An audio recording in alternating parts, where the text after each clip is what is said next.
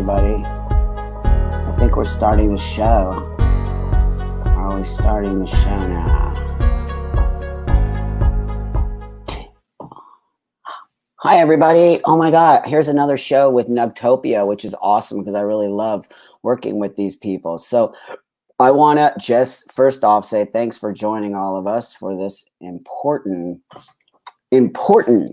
thing about cannabis and also giving back. You know, Nugtopia always gives back, and they're I think they're working with Canna moms now, which is super awesome and amazing because we need more education around cannabis. And I think that actually having people like Canna moms involved in cannabis and people who don't necessarily or always have not really been pro cannabis.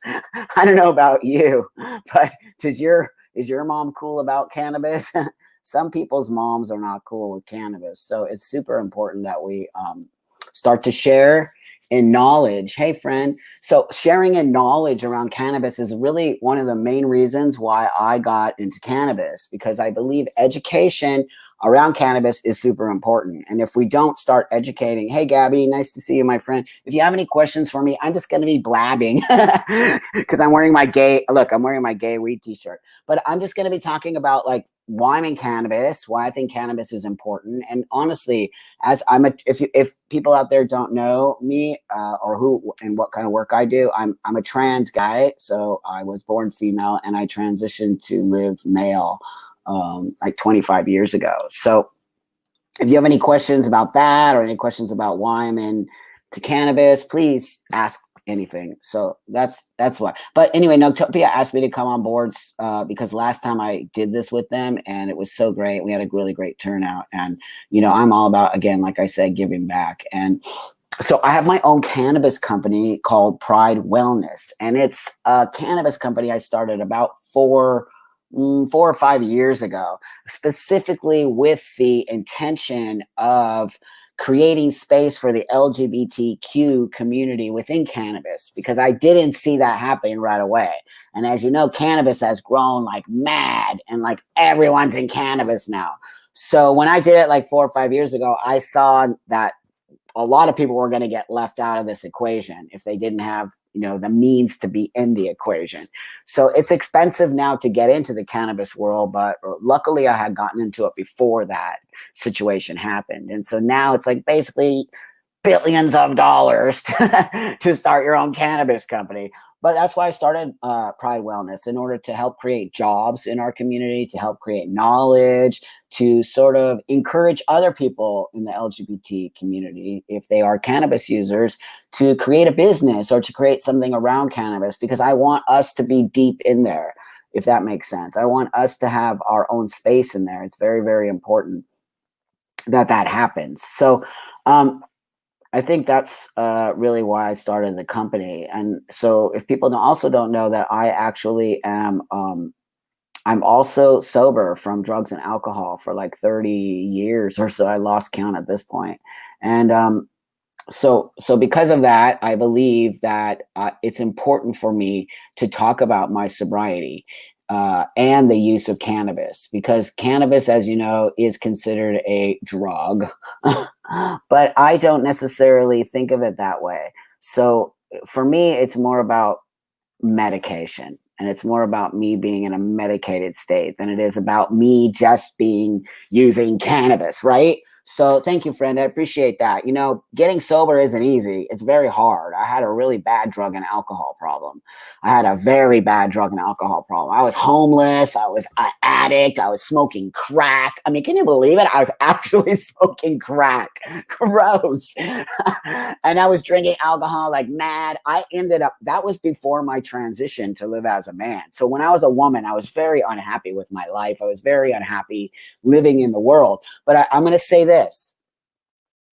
I really believe 4 years, 6 months, way to go, Gabby. You know, I really believe that a lot of my issues around drinking and using drugs fully came from my gender stuff, and that I wasn't happy living as a woman. And so I would drink myself into oblivion. I would drink myself into a black hole and drink myself into a space where I wouldn't have to see you or be anywhere near you, and because I didn't want to be alive. I didn't want to live. Yeah. So excellent 2 years, 30 plus years here, but really it doesn't feel like that. Oh, so what I was saying was that, I don't feel in any way, shape, or form that on some level that I was an alcoholic. And I'm going to say this because it's important.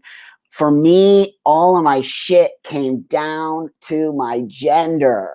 And the minute I got to fucking be this man, like literally everything else went out the door. I don't feel like getting fucked up every day. I don't feel like using crack. I don't feel like drinking myself into oblivion. I don't feel like any of that.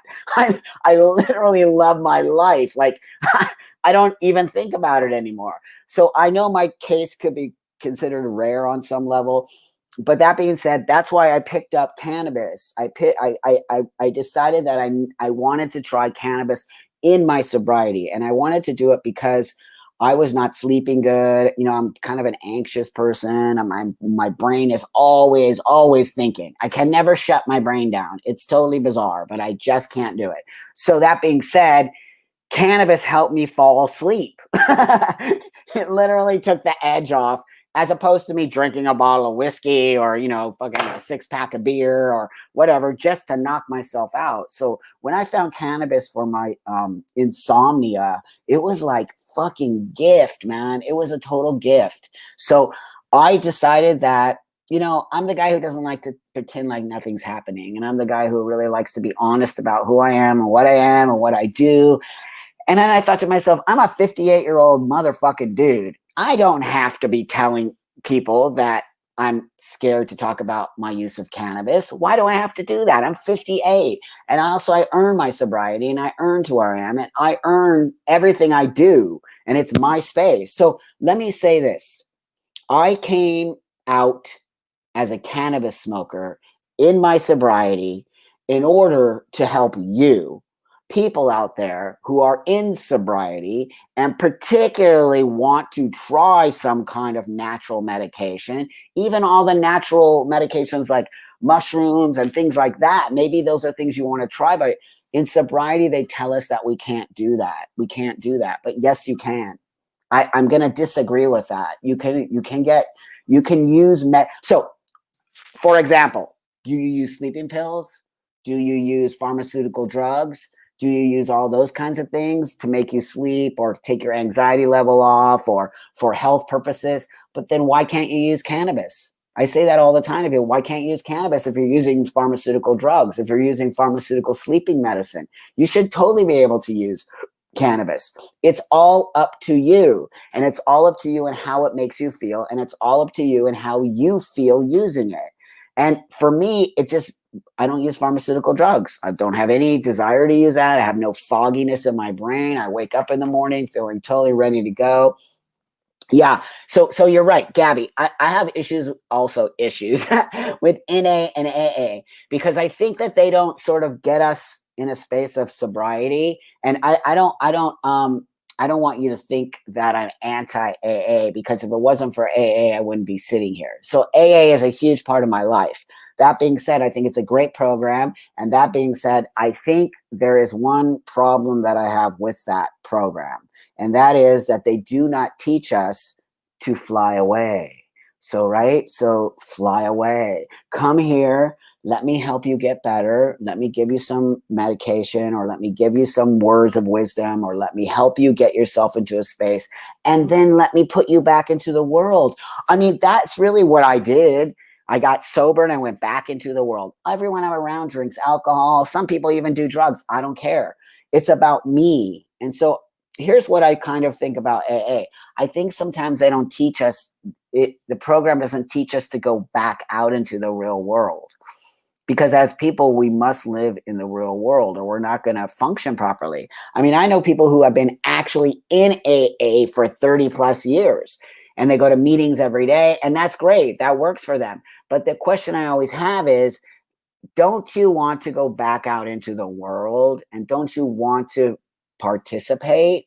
And through some of the language they give us in AA, we can't participate. We can't be around people who drink. You can't. You're going to slip. That's what they always would say to me. You're going to slip. You're going to slip. You're going to slip. And what's a slip? What is a slip? Is cannabis a slip? I don't think so. I'm going to disagree. And that's why I tell you I'm 30 years sober, because even though I use cannabis, I use it in the context of a medication. So within sobriety, using things that help you. That's right. That's right, Carrie. They don't teach us to go out and back into the real world, right? They aren't canna friendly usually. No, they aren't canna friendly at all. So I've had this idea to start an AA program. I guess we could call it something different, but specifically around people who are sober but use cannabis. Wouldn't that be cool? I think we could maybe even do something on Zoom right now if we wanted to create our own sort of sobriety and cannabis space for people right now, and how we're so locked in at home and we don't get to necessarily go to meetings and all of those things. That might be a really cool thing for us to do as sober cannabis users, right? They consider cannabis a drug. No, they totally do. 100%. To them, I'm not sober. To them, and here's the deal, my friend. Don't you find that a little bit like demanding or something in that sense? Who are they to tell me I'm not sober? So I guess within AA, there is a structure. But I want to ask this. What about people in AA who are using pharmaceutical drugs? Gabby and Carrie, what about people in AA who are using pharmaceutical drugs like sleep medication, or I don't know, something to sort of sideline your anxiety or some other stuff, right? They take that. I don't even want to guarantee it. They take it. There are people in there that are taking sleeping medicine. How is that any different than smoking cannabis, or even eating cannabis, or even tincturing cannabis? How is that any different? Me and you are going to be agreeing on this. It's not. It's hypocritical, like everything these days. Every community is hypocritical. Every community. The gay community, the trans community, the queer community, the non-binary. Everyone's critical. Everyone's a hypocrite. Everyone's on better than you. So what I think is that I think AA needs to change its structure, because I think it needs to get with the times. And I think it's a little too old school. And I think that's not a positive thing. And I think for the people like us who do enjoy our sobriety, but we want to also partake in a medication that's a natural medication, we need space to be able to discuss our sobriety along with discussing our medication. So, right, it needs to grow. I don't think it's grown at all. And I think that that's a reason why people don't necessarily like it. And I think that it's just not with the times. I mean, the thing was written in the 1940s. It's just old school. That's exactly right. And old school sometimes works. And I think old school works for the beginning of sobriety, right? I don't think old school works now or later on in your sobriety. I'm going to say it again. I actually think people should be let out of the cage once you are sober for however long you feel comfortable. And I think you need to walk out of the program. I think the problem is people just stay in the program forever and ever and ever. And that's all they do. And then everything revolves around AA or NA or whatever A you're in. And that is not living your life. You're still under the what do you want to call it, like a lid, or you're still under a sort of authoritarian space. That is when you're on drugs and alcohol, you're in a space of being at the mercy of drugs and alcohol. So I kind of feel like it's the same in AA on some level. Like you're at the mercy of the program, and the program has all of these rules and regulations. And if you don't do these rules and regulations, you're not sober the right way. And so that being said, I was in AA for a long time. Okay. And you know what? I didn't even make it to the fourth step. I got to the fourth step and I was like, huh? I'm not making amends. I did some fucked up shit. I did some really fucked up shit. I am not going to call the person from 30 years ago and tell them, dude, man, I'm so sorry. I stole your whole bucket of crack. That was me. I'm not going to do it. Sorry. That's water under the bridge. So really, I made amends to very specific people that I clearly fucked over. But really, on some level, I did not go and dig up everything I fucking did because I was a horrible person. I was a bad tranny, let me tell you. I fucked shit up left and right. But that was because I was on alcohol and drugs and not because I was right on. I'm like, the fourth step, make amends. What? I'm like, I'm out of here. I'm sober enough. I think I stayed in AA for like 5 years. Nonstop, like daily, I did it. And I will always say some things are left that's right, Carrie. Some things are better left unsaid. And let's just move forward and you're good and I'm good. So yeah, because I kind of started to think like, I got to make amends to somebody 30 years ago. I don't know. I don't feel comfortable with that. I think bringing up old shit is not good. We already are good with each other. Let's just move forward. And then those are the kind of things that I sort of felt were not specifically great for my own sobriety or sobriety in general. And so into about, I'd say about 25 years of sobriety is when I got introduced to cannabis.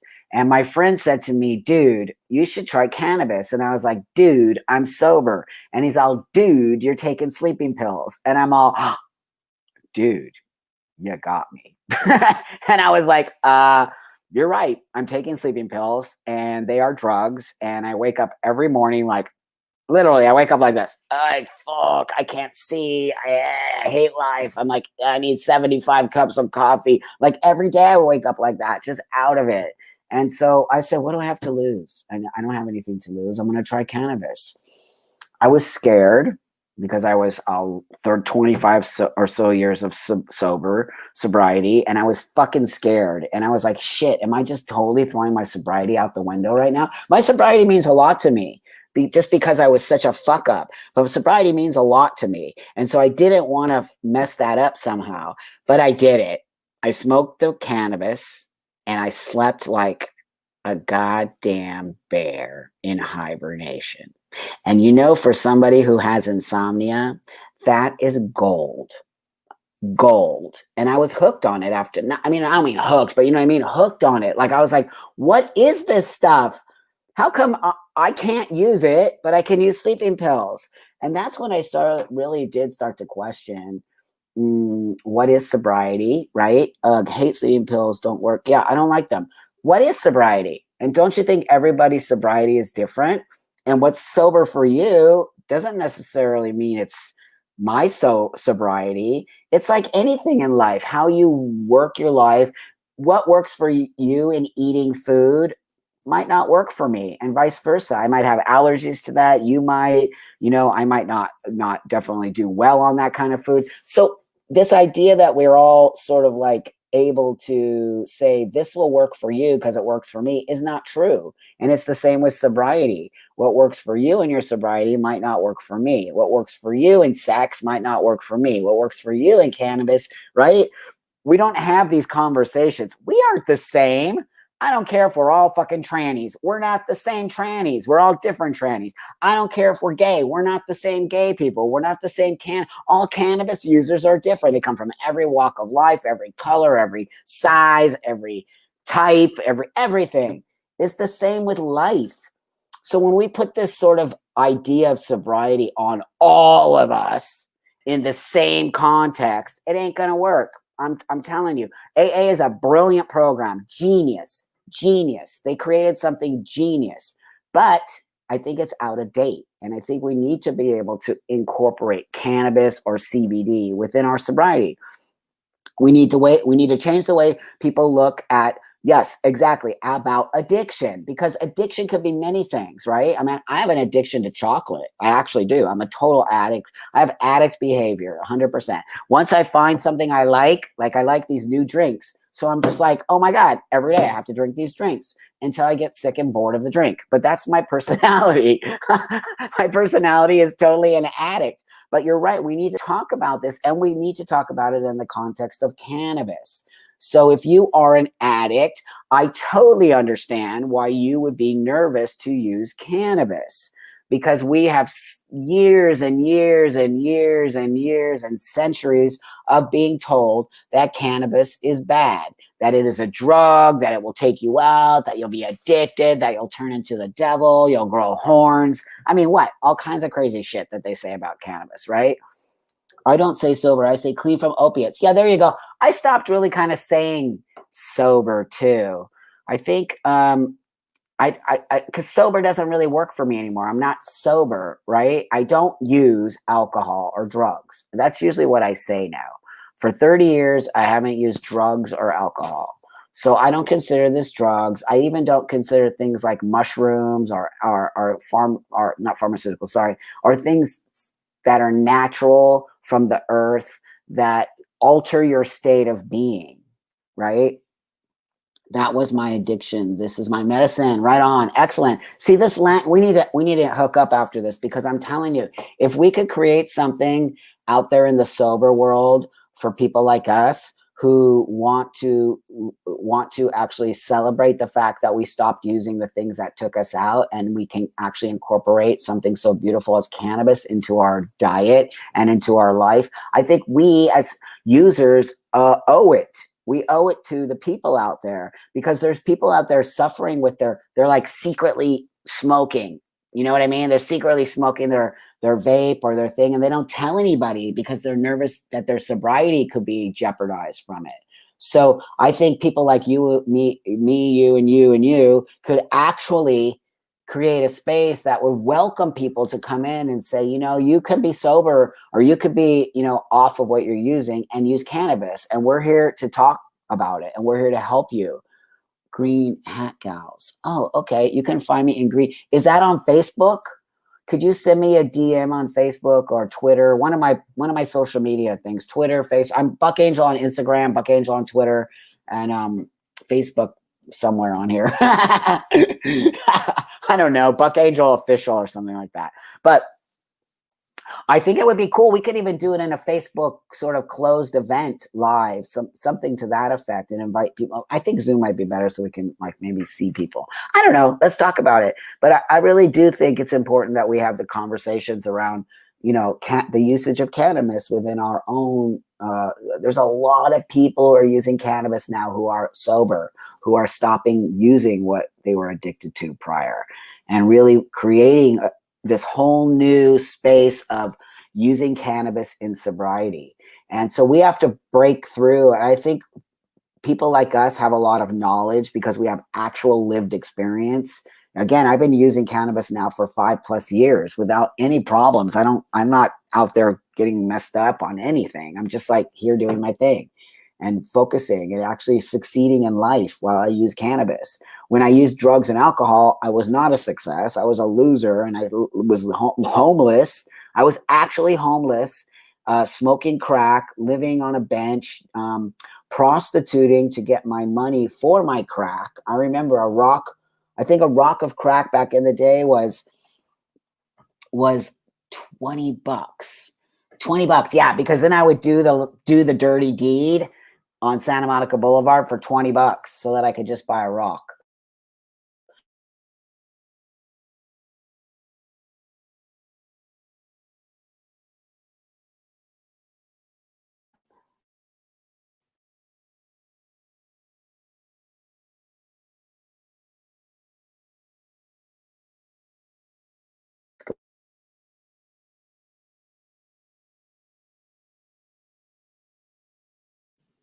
My internet.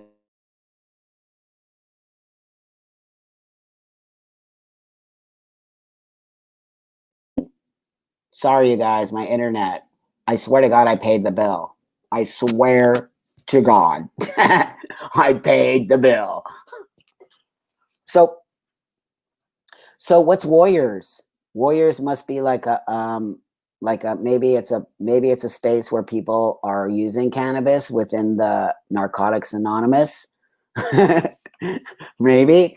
I don't know. But, you know, I'm sure there's other people talking about this. I talk about it all the time because I find it extremely important to talk about.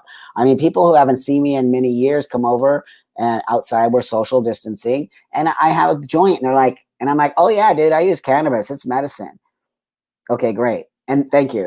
And yeah, and so people are like, whoa, really, dude? Isn't that like, I'm like, no, this is medicine, dude. I'm fucking totally cool with smoking weed and feel very comfortable in it with my life. Everybody in my life who's been in my, even my parents who are totally freaked out about my sobriety and are so accepting of me were so nervous when I got into cannabis because they were like, oh my God, you're going to start using drugs again. I'm like, no, mom, this is like a whole new frontier of medicine. And today my parents are so chill and cool about smoking weed and like having my own weed business. And they totally support it. I have a product called Buck's Balm. If you don't know this, Buck's Balm.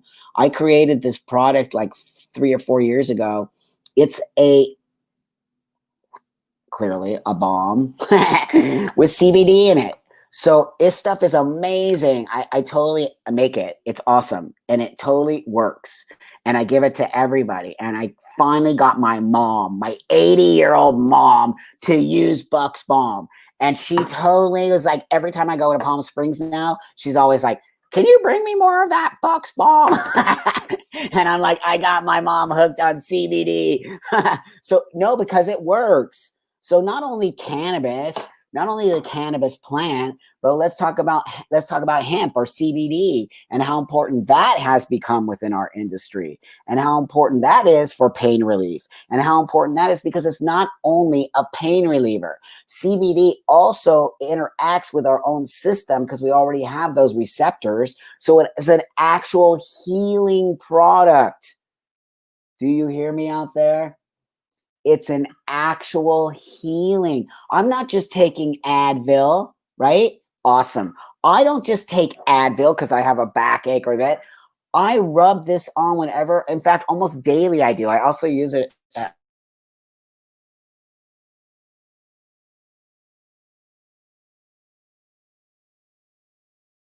my,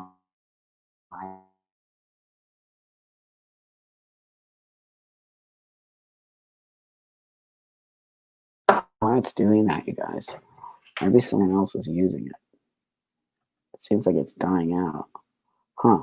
Anyway, so I got my mom hooked on the CBD. Is that or psych meds? I give my daughter CBD. Is that or no? Do not. Oh, so tell me about your daughter. So does she have depression or something like that? CB1 and CB2 receptors. Yep. Excellent. I swear, man, this stuff is like a godsend, and it actually heals. That's I don't need. You clearly know what you're talking about. You're probably in the business, I think, right? Because that I'm telling you, CBD is such a great alternative to gross like Advil. It's an anti-inflammatory. It's everything you need for pain relief. And so now, really, what I'm trying to do is really work more with the seniors. This like me, I'm a senior, like seniors who are dealing with pain and all of the stuff that they deal with, and they don't, they take all this crappy pharmaceutical painkillers. Like what? So we really need to introduce this to the senior market. Oh, she's bipolar. Oh, she's bipolar. I'm so sorry. That's really hardcore. I don't know what Hashimoto's is. Could you tell me what that CBD is? Mostly what I use to help my patients, and then we add THC when we need the next. Yeah, that's excellent, Lonnie. That's totally excellent. That's what I don't have my mom on THC yet.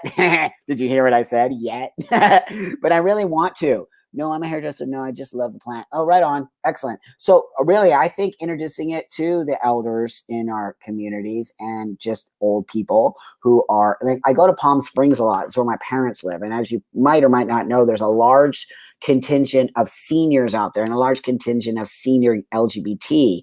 So really working with my community as well as just seniors to get them on things such as CBD or THC that are natural medications. When I go to the dispensaries there, full of old people. It's awesome. You see like 80-year-old grandmas in there buying joints. That is the most amazing thing you can ever see in your brain. There's like an 80-year-old Republican Trumper buying a joint at the dispensary. I'm like, yeah. Microdoses added to the CBD. Yeah, that's right.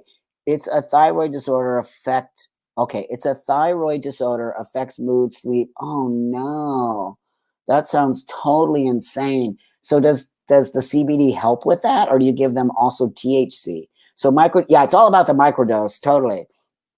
Totally, but my mom, she doesn't feel comfortable doing the THC, so I have to, I have to respect those wishes. Of course, I would never just slide it in there on the side, on the sly. You know what I mean? So until my mom says she wants to get high, until my mom says she wants to smoke a joint with me, ain't gonna happen. So I'll just buy her a bottle of wine and rub CBD all over her back, and then she's good to go. No, but for real, I don't know how you guys feel about it, but really, really interacting with seniors is so important. And I think seniors a lot of times get left out of the conversation. I mean, especially in the United States, we don't have a lot of respect for elders here, and we don't have a lot of respect for the senior population. And how do I know that? Because yeah, we need classes for them. Yes, that's exact. So Lonnie, are you in the business? Because I actually thought about that. Maybe, I don't know if anyone in here is in the business and would like to maybe also talk about how can we maybe create some Zoom events around CBD. And then if you have products, what we can do is we can create a senior Zoom event, and then we can bring Nugtopia in because they're badass. And then what we could do is we could create an event where we could start to teach seniors how to use products. And then we can get a bunch of products to join in with us, and they can give us codes for, 10% or 20% off. And then what we do is we promote their products but only products that we've used. So I think it might be kind of cool to do that. I'll talk to all my clients about CBD. Yeah, excellent. So are you also a doctor? Oh, no, you're a hairdresser. Oh, I'll talk to your clients, a hairdresser, right? Oh, okay, Dr. Lonnie CBD. Okay, and you know how to get a hold of me, Lonnie. I'm easy, just Buck Angel. Go to buckangel.com and you can email me or here or Twitter or Instagram. So I will check you out. But I think it might be a good idea if we do something like that, and that'd be awesome. Your company sounds cool, dude. But I think we can get Noctopia involved maybe too. And then maybe just start doing senior classes once a month or twice a month or something. And we just make it free. You can come in. I'm doing the show with Dr. Oh, awesome. Excellent. Yeah, I do a lot of shows too. A ton of them. So it's excellent. I mean, it's the place to be right now. I feel so actually happy that my butt is in this business. Yeah, rolling machine. No, that's actually an excellent idea. I didn't even know how to use a rolling machine. I had to figure it was difficult. So even just the basics of using a rolling machine are just the basics. When I go to Palm Springs and I bring my stuff, I always say to the seniors, now, this is not marijuana. That's the first thing I say because they have such stigma around the marijuana thing. I'm like, this is not marijuana. It is something that is totally not going to make you high, you're not even going to know you're using it. So I pretty much get that out in the open right there because I think most of them have either had a bad experience with cannabis, pardon me, I'm having hiccups, or they're scared from other people's bad experiences, right? So need to teach them how to. Nice chatting with. Excellent. Nice chatting. Right on. Thanks for coming. I totally appreciate that and supporting the event. And now I have the hiccups, so I better drink this. You want to know what else I have before you go? In case you have a partner, I have this thing called the Buckshot. You see that?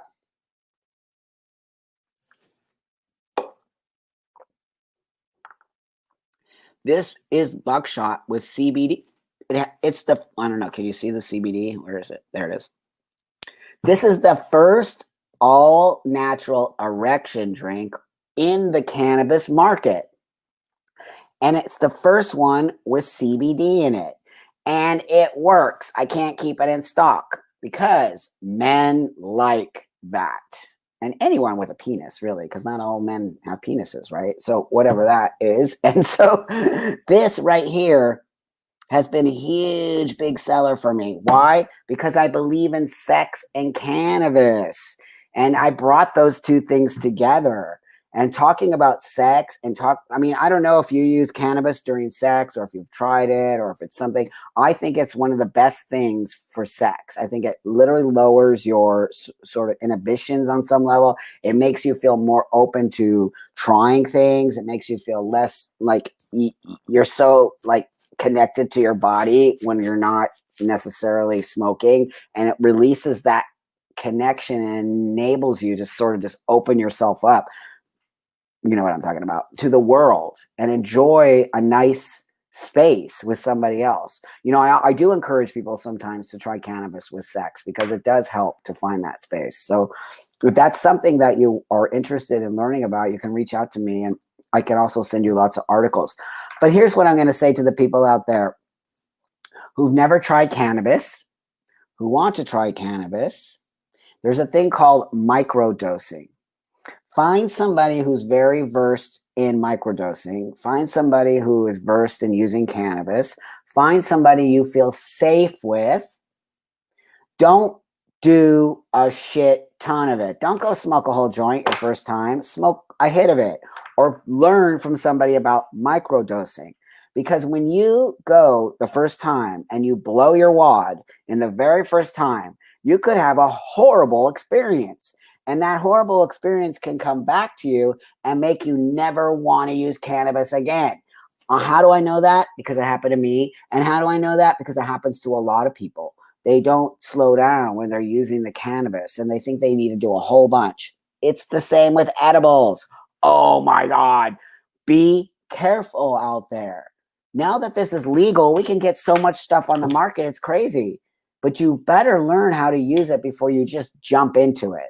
Seriously, I'm not kidding. Because the problem is if you just jump into it and nobody's trained you how to use it, it's not a good space because you could literally have a freak out attack. I've seen people totally go paranoid, literally like hide in the corner paranoid. And like, that is the worst feeling ever. You should never feel like that when you use cannabis. You should never feel like you want to be off of the cannabis. And if that's the case, then you aren't starting slow, or it might not be for you. Cannabis is not for everybody. So as a cannabis enthusiast, as a cannabis activist, as a cannabis influencer, as a guy who really believes in cannabis, I'm going to tell you this right now. It might not be for you. And if it's not, that's okay. There's something else for you. But don't use it if you don't feel good on it, okay? Because that's not the point. The point is for it to make you feel good. It's to relax you. It's to do all kinds of things. The medical properties in it are incredible. But I want you to know this. Take your time. Learn about it. It's a very special medicine, right? Yeah, it happens to a lot of people. It's a special medicine.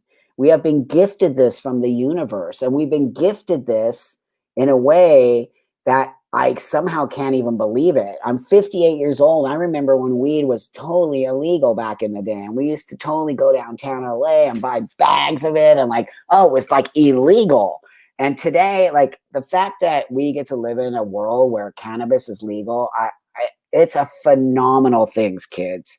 Phenomenal. And that we need to treat it with respect and don't overdo it and don't ruin it. If everyone's just getting high and smoking weed and fucked up, it's going to ruin it, because that's what people are already saying is going to happen with this industry. And so us as cannabis enthusiasts and people who are in the business, I think we have a lot of weight on our shoulders right now. And that weight is to make sure that we don't fuck this up. Because why this is important is for the future of the whole industry of cannabis, as well as the future of it for medication and just the freeness of being able to buy cannabis. Remember that, right? Yeah, it's not legal in many states in the United States, but don't you worry about that, Carrie. It's going to be legal there no time. As soon as Biden gets in, everything is going to change. Everything's going to change. The federal government's going to legalize it. Everything. They're going to go for it. It's money. It's money. All the politicians who are like anti-cannabis forever are all fucking in it now. Did you know that? Did you know that? All the politicians who are like, marijuana is the devil. Marijuana is the devil's lettuce. Marijuana is the devil's. What are you talking about? Those are people who are smoking weed the way I told you not to smoke weed. Don't smoke weed where you're paranoid, or you're going to start saying shit like, it's the devil's lettuce. Like, what? That's some crazy person on too much fucking weed freaking out and losing their mind. So we have to take that damage out. We have to literally do like, we have to create a space where we totally redo all the damage that has been done for 100+ years. The damage that has been done to cannabis is unbelievable. The way people think about it. I mean, I don't understand. Here's what I don't understand, kids. This. How can people be so pro-alcohol and so anti-cannabis? Yeah, the pot. That's what old people say. No, but for real, listen. How, friend, or anybody out there, I need you to answer that for me. How? I mean, I don't understand how alcohol is looked at as less damaging than cannabis. It's not true. Alcohol is way more damaging than cannabis can ever be. I would even rather be in a car with somebody driving on cannabis more than I would want to be in a car with somebody who's driving on alcohol, just so you know. So it's weird to me that we have been so, well, it's not. It's actually not weird. What it is it's amazing how brainwashed we have become around the use of cannabis and why cannabis is evil, but alcohol is totally normal. So you see how society has set the rules on that. And because society says drinking alcohol is okay, everyone's totally okay with alcohol. But since society says cannabis is the devil's lettuce, we're not allowed to have any of it. It's just the hypocrisy. Yeah, I love when they say, yeah, good one. Carrie says, I love when they say we need more research on cannabis. There's so much fucking research out there. It's insane. And why do we need more research? If people want it and the demand for it is there, and it is not creating a bad space like crack, then why can't we have it? Why wouldn't we be able to have it? So for now, what I'm going to tell you is that I think the reason why it hasn't been fully legalized is because the United States government needs to make sure they're going to get every ounce of their money before it starts to become legal. So they're putting all those things in place because the big players are the ones dumping the billions of dollars into it, because they're the ones who are going to hold the space here, not me and you. My little company is going to go down. My little company is going to go down. Anheuser-Busch is in it. Marlboro, like what is it? What is the tobacco company? They're in it. Like all the major corporations, beer companies are in it. Like, yeah, they're just going to come over and override all of us little guys. It's just sucky.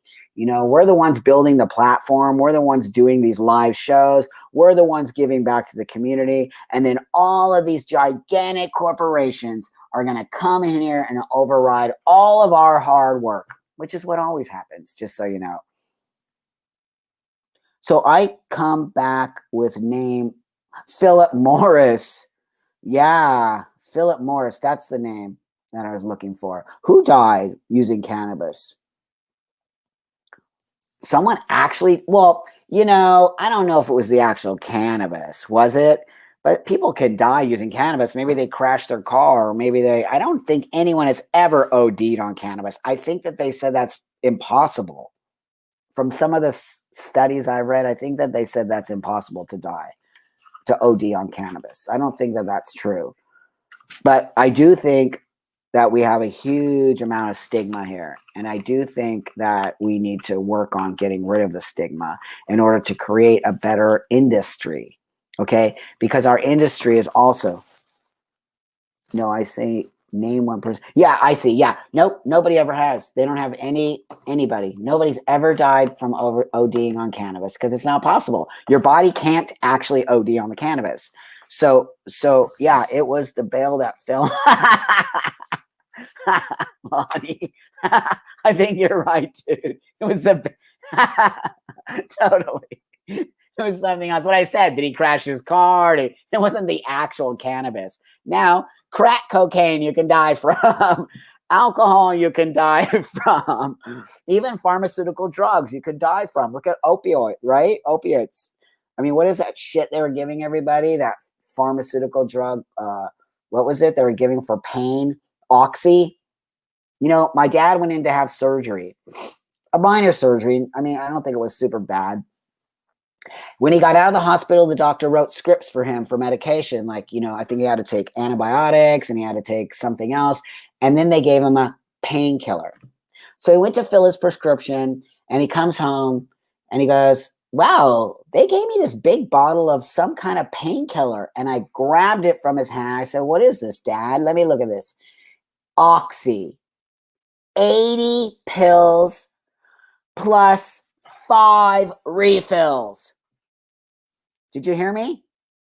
My dad got a bottle of 80 Oxy with 5 refills. Why would my dad need that many fucking painkillers? And why would my dad need even like to have 5 refills of 80 pills? I snatched it out my dad's hand and I said, no way, Dad, you're not taking this. No way. I don't care. If you're in pain, we'll figure out other medication. But this Oxy has been shown to be extremely addictive, as you know. I think you all know that, right? There are no receptors for the heart and lungs in the hindbrain like opiates, so you won't die from. Yeah, that's right. Okay, so read what Lonnie said. Thank you, Lonnie. And that said, opiates you can die from. But my point being, they literally gave my dad 80 oxys, 80 plus 5. I'm really, my brain can't even comprehend. And my father's 80 years old. Okay, he's not young, and he's not. They literally fucking just gave him death. And I'm like, you're not taking this, Dad. No way. I don't care. Like, just take some Advil, or like, we'll rub CBD on you, or whatever. You know what I mean? But that's the kind of stuff that's happening in the medical world. I feel like there's no oversight. I don't know how you feel, but there sure seems to be a lot of oversight in the cannabis world. More oversight than not. I mean, it's insane. I don't know how many of you are in the business, but wow, dude, we couldn't even write anything off. There is no other business in the United States of America that cannot write off any business expenses. Cannabis, now you can in cannabis, but early in the cannabis game, you could not write anything off. Can you imagine?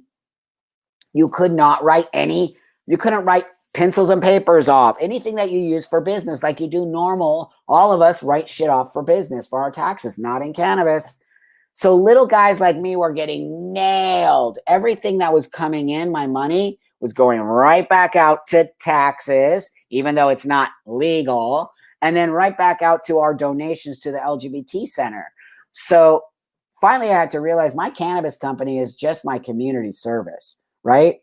Yeah, most industries are threatened by the cat. Yeah, you're right. And that's why they do that. But I'm just a little player, dude. And I'm logically thinking ahead. I'm not going to make it. There's no way. I'm this little gay owned tranny company in the middle of $billion, corporate stuff happening. So it's why I really just keep myself as relevant as possible inside this game, because me and you are doing the work, dude. Me and you are like making shit happen. And then that's what always happens. I'm going to give you an example. In pornography, where I reside as well, we create a lot of new usage of things such as like cam show. All of that came from the adult industry. We are really innovative in the industry of like technology. The pornography industry created a lot of the technologies you see today. We're the ones who created the live webcam space. We're the ones who really created a lot of the stuff with virtual. We did a lot of that before it started becoming more in the game scene. But that being said, it's kind of like how I feel with cannabis right now.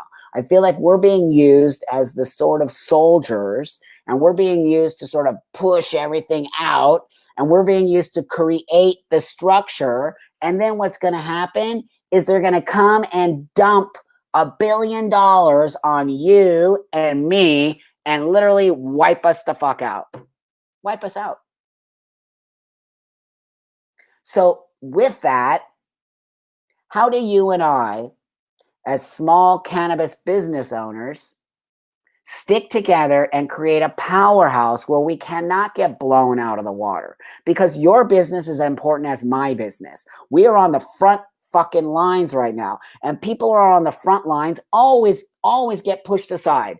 I was the same in the pornography business. I was on the front lines. I created something that did not exist in the pornography world. And then next thing you know, people are trying to push me out there after something I created and nobody else stepped up to create that. I feel the same about me and you. We are literally putting ourselves out here, champion, to still speak out about being a cannabis user is still considered a little bit like risque. Did you know that?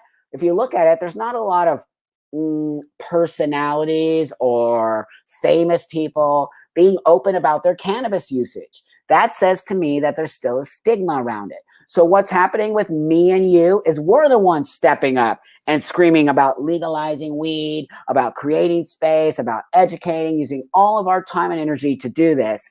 And what's going to happen to us? We can't let that happen. Okay? We cannot let that happen.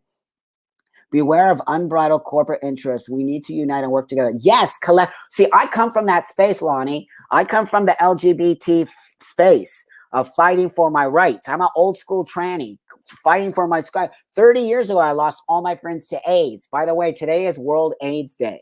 Okay, so just take a moment when you have a chance to just give a little love back to the world and give a little love back to all the people who have actually died from AIDS. It was horrible. I was around during that time. It was like a war zone. It was insane. People were dropping like flies. All my friends, insane. So that being said, today, let's work hard and create space for our communities here, but together we make more power and we don't let those corporations come in and rip us out. Because it only happens when we let it happen. And it only happens when we are not strong enough to stay together as a cannabis family. I'm going to say this to you, Lonnie. Okay? This I want to say to you. Together we are stronger. Together we are more powerful. Separate, we are nothing. That is why, no matter what, there's plenty for me and you. Did you know that? There's so much out there. You don't have to worry about it, and neither do I. It's called abundance. And what happens is people forget about abundance, and then they get all fucking greedy and freak out, and they want everything for themselves, and they don't fucking want to share. And that's what causes the schism between all of us, because people become greedy, and then they just want to take it all and have it all. And then they don't want to say, wait a minute, dude, you can have this, and I can have this, and now that's equal, and we both have a piece. But instead, everyone wants to take it all, man. We can't be like that in cannabis. We need to know that there's a sufficient enough space and room for all of us. Yes, for all of us. And so, also fighting for the people who are incarcerated. Fuck, man. We got people incarcerated for cannabis. It makes me so angry. We cannot let this happen. We have to champion letting out every single person in prison for cannabis. It is being sold legally now. There should be not one single person in prison ever again for cannabis. It is a legal substance, right? They pit the little guys against one another. Lonnie, I hope I'm saying your name right. Lonnie, you're exactly right. They pit us against each other. Don't do it. Don't fall into the trap. I'm not greedy. Don't be greedy. You're not greedy. Together, we create it together, and then we have a lot for me and you. A lot. I mean, this is a projected like 30 or 40 billion, maybe even more industry, $100 billion industry in the next 5 years. I mean, it's insane the amount of money that's going to come through this. So we need to learn to share the space, and we need to learn to know where the space came from. And we need to understand the magical qualities of this plant. And we need to understand why this plant is here. And we need to understand where this plant came from. And we need to give back to the people who brought the plant to us, like the indigenous people, the Native Americans. I work with a group of Native Americans, Chief Bill here in Palm Springs, who is the chief of the he's the chief of the reservations in Palm Springs, and I think up north near Berkeley. He's amazing. He makes some really great products. He does like these hemp cigarette things. He does all kinds of cool stuff. But anyway, my point being is also giving back to the people who gave to us. That's called gratitude, and that's called not being greedy. and paying it forward and being a part of it. I love being in cannabis. I love it, love it, love it. I think the people I meet are all fucking brilliant people. Everyone's a badass. I love it a lot. I'm very blessed to be here. And I hope you all feel the same about it. And being here and giving back to a world that gives me a lot is very important to me. And so, I really appreciate you guys showing up and having the conversation with me. And so I'm going to go, I think, here in a minute or so. And let's shout out to Nugtopia, because they've been super supportive of me as well. And they constantly ask me to speak for them. And I just like being able to be part of these events and sharing what me and you are creating. We're creating a totally different world now. We're creating a world where cannabis can become part of our natural space in the world. And instead of everybody being so freaked out on smoking a joint, like literally, I live in LA. I walk down the street every day. It just smells like cannabis. It smells like cannabis everywhere. I think it's an amazing thing. I don't like the smell of alcohol. I like the smell of cannabis. So let's encourage people to sort of maybe start to learn more about cannabis, start to understand why it's an important space for us to have. And everyone should have the opportunity to use cannabis. Everyone should have the opportunity to use cannabis, even if you don't like it. It can actually help people in their daily health and actually cure people from being in a bad space. Okay. Yeah, that's like that in Vegas too. Okay, my friends, I'm going to go, I think. I hope that if you have any questions, I have a couple minutes. If you have any specific questions for me, let me know. And if not, it's all good. I'm sure I'll see you guys again around. Anyway, send me a DM or send me an email or send me something if you want to like maybe create some kind of cool, like I think it would be cool if we created like a Zoom sober cannabis people, and like we could just talk about using our cannabis in our sobriety and how we it's not the word justify, but how do we sort of live with it, and how do we as sober, well, I guess you don't call yourself sober, but people who don't use drugs and alcohol, how do we live with it and it doesn't make us feel as if we're using drugs. It just doesn't make me feel like I'm using drugs. That's what I'm going to say. It just doesn't. It's like drinking water or having a cup of coffee in the morning now. It's just part of my daily routine. And so that's what I love about the fact that I can just have it whenever I need it, and it calms me down and takes me out of my crazy head. Okay, kids, thank you for coming and joining me. Remember, Nugtopia is awesome. Remember, check me out on Twitter, Buck Angel, Instagram, Buck Angel, Facebook, official Buck Angel. Okay.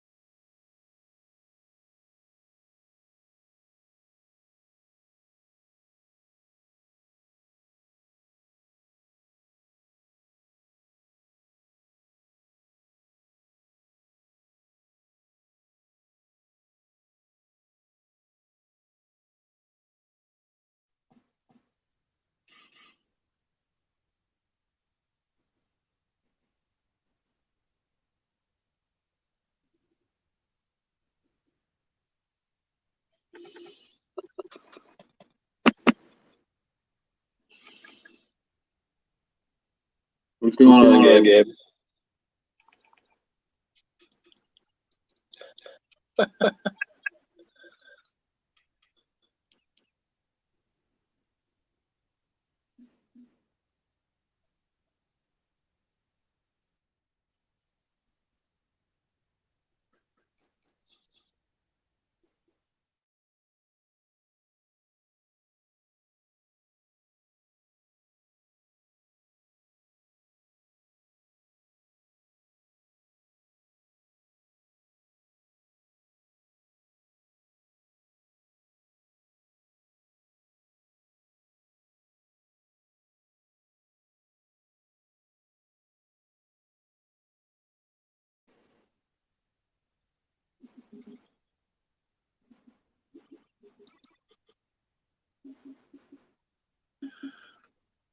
What's up, man?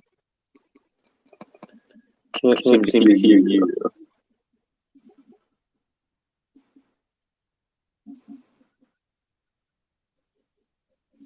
Got nothing from you. I can hear myself.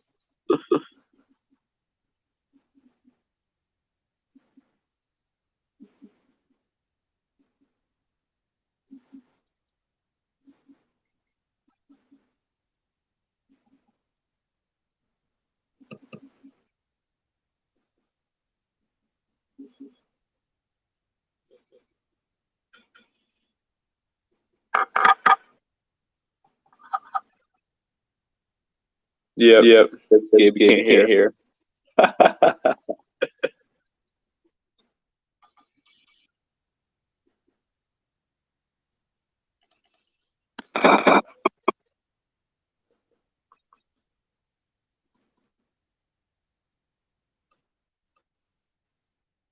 Can you guys hear me now? Oh, there he is. He's alive. Yeah. Okay. So you guys do hear me now. Excellent. Yes. Excellent. All right, it's like. Is there a little feedback too? It's a little fuzzy, but I think we're good. Fuzzy, huh? Is it not coming through the microphone? No, I can't tell. Can't tell, huh? Well, Ganja Beach Radio. I said Ganja Beach Radio. It is Ganja Beach Radio. This is also Ganja Beach Nerds, where we get to talk about nerdy things like Mandalorian and VR headsets, and we talk with Video Game Rescue, Dustin. What's going on? What's going on, buddy? How are you? I'm doing very well. I mean, just living my nerdy life. I'm very fortunate. I actually own a video game store. I sell everything from the original Nintendo and all the way up to the brand new Xbox, whatever they want to call it now. But I do that every day of my life, so I consider myself a professional nerd. That's what I get to do. You are a professional nerd, sir. Someone's got to do it. Yeah. So talk to us a little bit more about your store. What is that all about? Well, it is a passion of mine that I've been kind of working towards and with the last 10 years or so. I started out as a collector in high school, and what I would do is I would buy people's collections and put the ones I needed into my collections, sell the excess ones, and it quickly turned into a business. And one thing led to another. There's a flea market video game store that went up for sale 8+ years ago, and I walked in there with the intentions of buying stuff from my collection. I was like, you know what? I could own a video game store. And I ended up buying the whole store. And, I mean, that's where it began. I mean, I started working at a flea market store and worked my way up to where I could actually open up a brick and mortar store. And it's been quite the journey. I'm very blessed to be able to do that. Not only do I have a game store, but right next to it, I was able to open up an arcade. So you can have everything from like Pac-Man and Galaga to some of the newest pinball machines and skee ball and all that other fun stuff. So, I mean, that's what pretty much I do every day. I mean, we also, we just launched, because of the whole COVID thing, we launched a website where you can pretty much shop anything inside my store from the website, which helped a lot of people. You can mail it to you, or you can do the pickup thing, whatever you choose to be comfortable with. So videogamerescue.com would be that. That is so awesome. I mean, that just goes to show everyone, you don't have to get like a boring job. You don't have to get a suit and tie job. You don't got to work 9 to 5. Look at Dustin. Look at this guy living the life. If you want something bad enough and you work hard and it's within reason, I think you can do it. It shows if you work hard and you can accomplish things. I mean, I love what I do, and it shows that you can live your life and still love your job without actually working a 9 to 5 and actually hating it. Some people want that though, but I get to work in my retail business and sell video games and play in my arcade. All right, so tell me more about this arcade, because like to me, I would lose my mind if like I just got an Oculus, right? And I'm already losing my mind playing that in my room. in my boxers. And so tell me about this arcade. I mean, is it all private for you, or you share it with the world? How does it work? Started out that way. I bought a machine that I got a Donkey Kong Junior, that was less than 500 plays. It was like brand spanking new, and it was my personal Donkey Kong machine for a while. And then I got the bug. I was like, once you buy one, you end up buying another, and then you buy another, and then before you know it, you got to put them somewhere. And fortunately for me, the spot next to my business opened up, and I was able to put my arcade machines there. So one of the things that I ended up having to do is just making my collection available to the public, and to pay for some of that stuff. I do it the old-fashioned way. You got to put a quarter in that guy, but I try to keep the prices to what they were whenever they were for that generation. So like Galaga, for instance, or Pac-Man is 25 cents. Like, so there's a lot of places that you go, like the big chain corporate arcades, and you'll pay $1 to play Pac-Man. Well, no one wants to do that. Like, why not just throw a quarter in there? Because you're going to play it over and over again. The machine's 30 years old. It's still working and doing its thing. But not only do we have those old machines like that, but we have the brand new pinball machines that have been so popular over the last 3 or 4 years. But have the brand new Ninja Turtles pinball machine that just came out, I think in March, April, whenever the pandemic happened, and then of course they would drop the coolest pinball machine, and I'm like, of course I got to buy it. But but we have other things like skee ball, which a lot of people remember playing. I'm sure you played it maybe at Chuck E. Cheese or somewhere else whenever you're a kid. Even as an adult, it's still fun. Like, so adding those little things to my arcade is great because I get to play them. Like, not only do I get to play them, but I get to share them with a whole other generation that chances are they never got to see some of these machines. Like, imagine the generation coming up now they're playing Fortnite.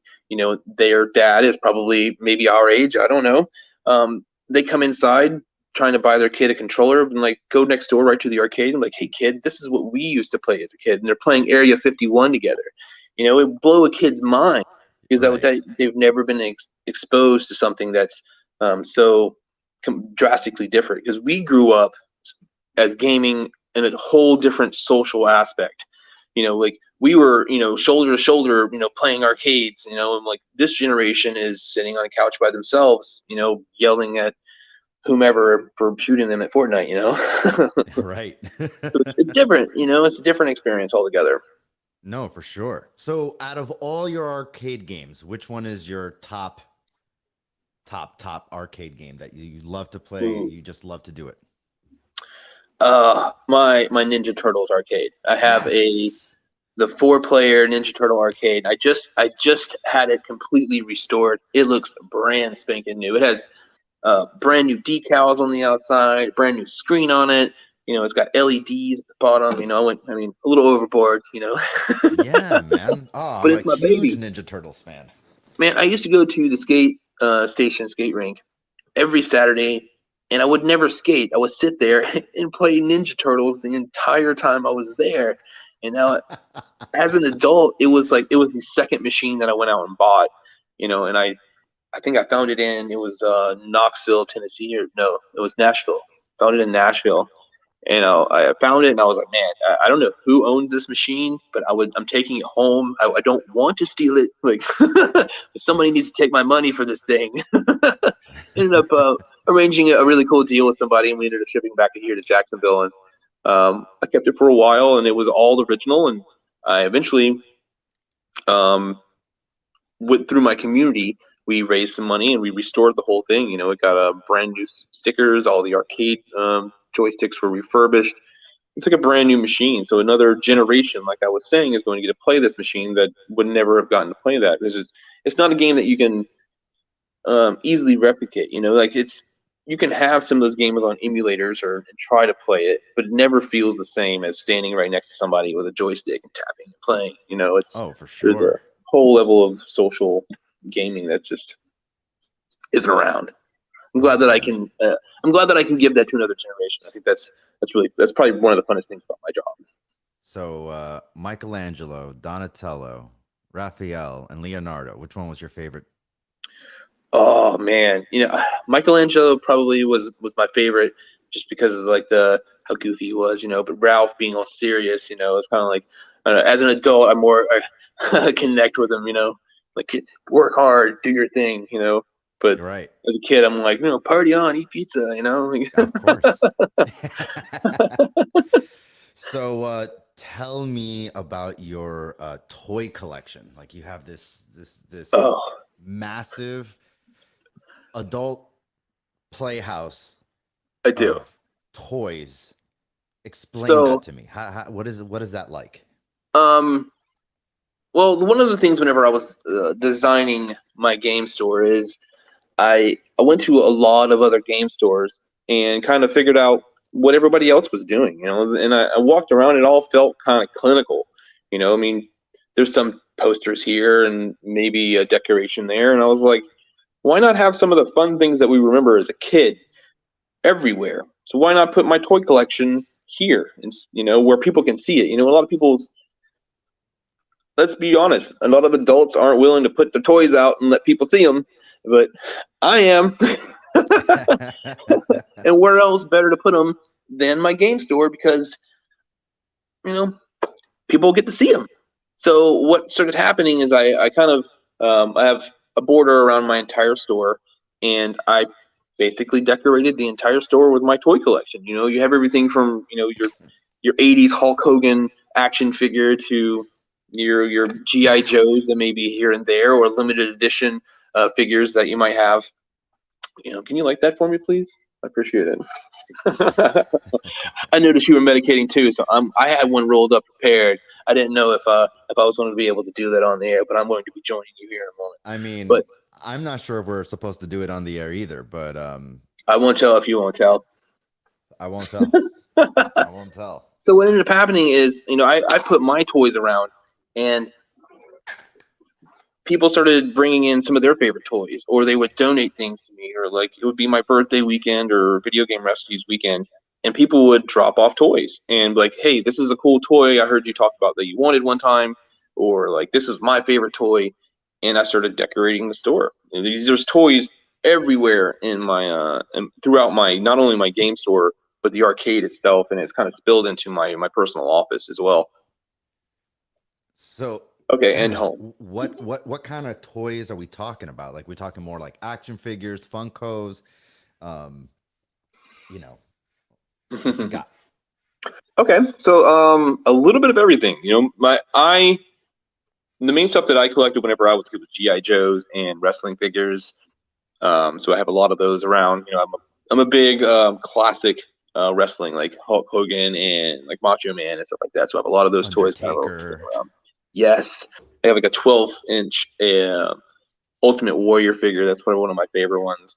But I've got some pop Funko figures, but not a whole lot. I never really got caught by that way. But the Marvel Legend figures, those figures got me. Those are like the very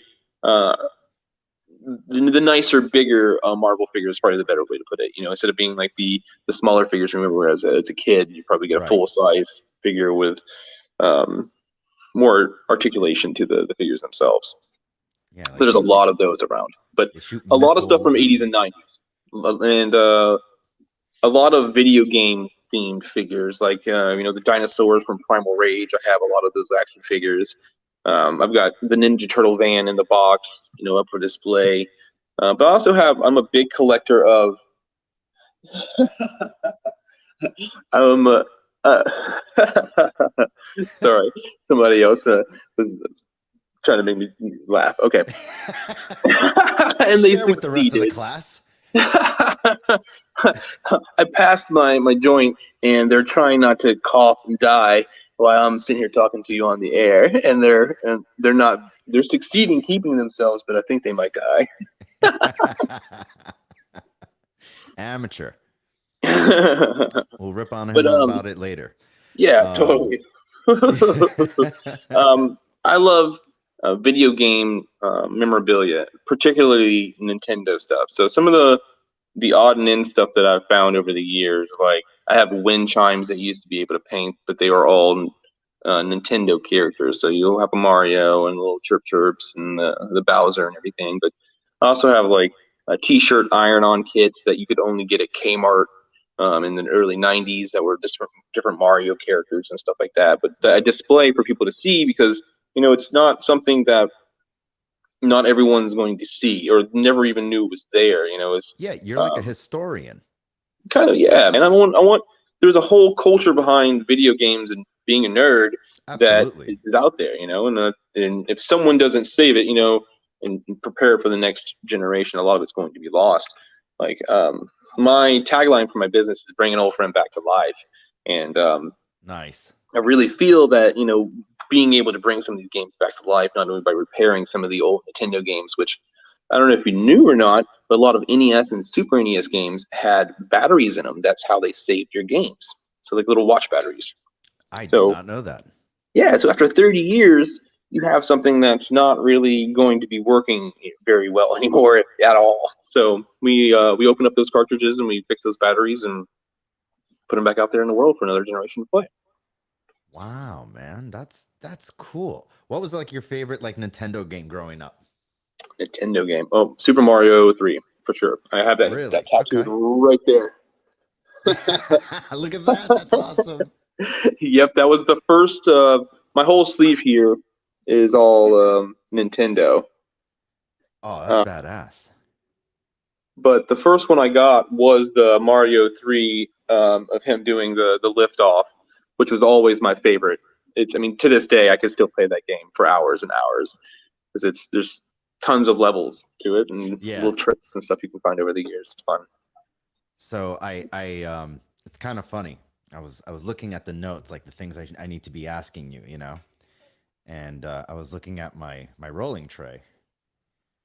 Oh, should we can't say the name. I don't want to spoil it for anybody, but the child. We can't say it. Oh, man, I am a Star Wars nerd. I'm sorry if you're not up to date with The Mandalorian. All right, we're already going on like what, episode 6 or something like that. Yeah, if you're not up to date, the spoilers are all over YouTube. All over. So spoiler alert: if you don't want to hear the name, it's gonna happen right now. It's gonna happen. What do you mean? Grogu. Grogu. Huh? It's I honestly was expecting more of the traditional. There's two others of the species that we've known in the Star Wars universe. Both start with Y. It's obviously Yoda. Everybody knows him as Baby Yoda. Yep. But Yaddle was the female Jedi that was also of the same species. But I'm interested to see where it goes. I think I would like to see a little baby Mando with some Mando armor. I think that would be super dope. Grogu is all like is in Mandalorian armor, and he's like using the Force, and he has a jetpack, and he flies. His ears gonna come out the side of the helmet, of course. Yeah. He needs to have a modified helmet for his ears. Yeah, he's got to have the helmet. And he'll say, ears exposed. This is the way. The way this is. Yeah, there you go. True nerd right there. He corrected me. Now let's test your Klingon. Oh, yeah, I'm going to totally fail that. It's okay. I don't know a single Klingon word. I was a Star Wars kid through and through, and I don't know why I was never exposed to Star Trek. Just it was always about Star Wars. I think being a '90s kid, we got the episodes 1, 2, and 3, and we had the re-release of the Star Wars, 4, 5, and 6. So I saw all those in theaters. So it was just always just Star Wars or nothing. You know what it is for me in Star Wars? For me, it's like Star Wars was full of the magic, the Force, the lightsabers, and like the dark side, the light side, all that, the good side, all that was like awesome. And then you had, Captain Spock, live long and prosper. That was probably a Star Wars thing, originally, and they cut it out, and then they made it Star Trek, right? And you know, and it was too calm. It was what space exploration really is. You know, it's just it's calm. You're just going, you're flying. Maybe you run into an alien, and he's like, "Get off my ship." Yeah, Star Trek is more like scientific, and then Star Wars is more like Wild West. Yeah, I mean, people fly around in space, you know, with no ship. They just fly in space. Oh, and they just hold their breath, and like, you know, the vacuum of space does nothing to their body. I like the last 3 Star Wars movies. I accept them for what they are.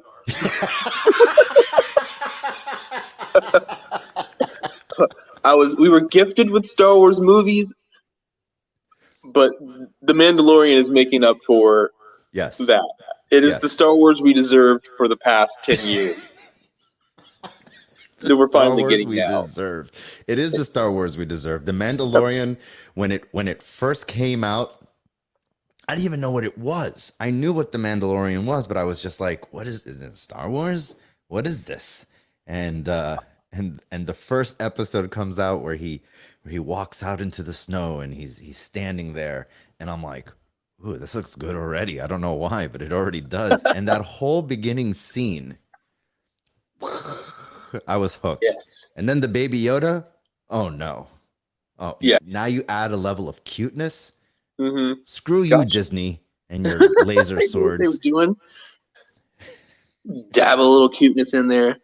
You know, dab a little action. You know, grab. You know, the people that are into that, and the cuteness grabs everybody else. So I have a question about you know, I will call them what they really are, lightsabers. Okay.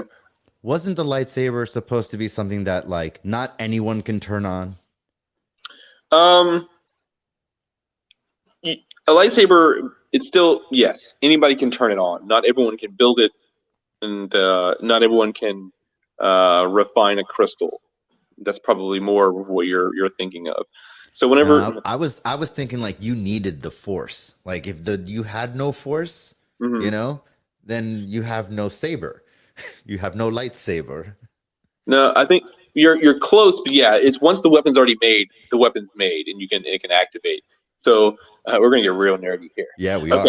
So whenever you take a kyber crystal and you purify it, that crystal not always the same color. There's a reason each saber is a different color. It's because of the Jedi itself pulling the force through the crystal and purifying that crystal, and you get a color. So you'll get a blue one for someone that would say is more force of a force Jedi, and you get a green one that would be more of a duelist. Or if you get someone that's purple, you're just, you know, the man and can ask for a purple lightsaber, apparently. Seriously, Samuel L. Jackson was like, "I want a purple lightsaber." And he's like, George Lucas was like, "All right, you're getting a purple lightsaber. You're going to get a purple one." He goes, "No one else in Star Wars has a purple lightsaber except for him." He goes, "No black man's going to walk around with a green saber. No, purple. Yeah. That's what purple. I want." And then he got a purple one. But and you get red lightsabers because you basically evil. Have to you have to do something heinous to purify it, whatever that means, and you get a red saber. And the white sabers are basically a red saber or something like that's been pulled the evil out of, and you become neutral. So you get that's why Ahsoka has the Inquisitor white sabers, yeah. And what's the black one about? That one is a special saber. You know, that one was made from Mandalore, and it was from their ancient leader. It was the first Mandalorian to be a Jedi. So I think that's why it's been passed down from Mandalorian leader to Mandalorian leader, and you have to defeat the previous Mandalorian leader with hand-to-hand combat to receive the saber.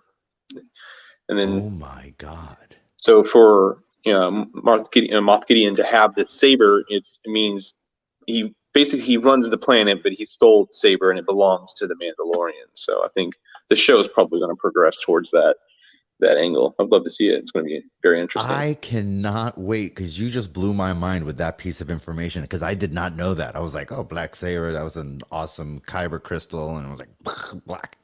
Yeah, it was a very special situation to make that. That's why it's a unique saber.